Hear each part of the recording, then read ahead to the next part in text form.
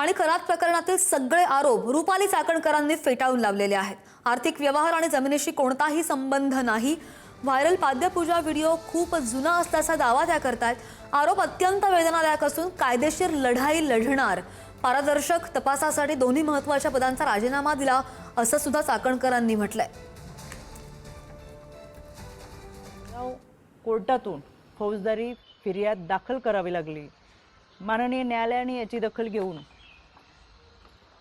आशा मिरगेला 2 जुलै 2026 रोजी सकाळी 11 वाजता कोर्टात हजर राहण्याची ऑर्डर काढलेली आहे। त्यावेळेस मी देखील हजर असेलच, कारण की हा लढा आता स्त्रीत्वाच्या सन्मानाचा आहे।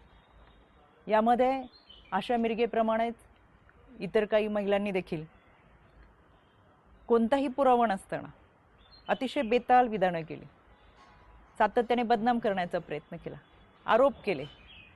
कोणताही पुरावा त्या सादर करू शकला नाही। त्या सगळ्यांना 2 दिवसापूर्वी दिल्ली हायकोर्टातून नोटिसा पाठवलेल्या आहेत।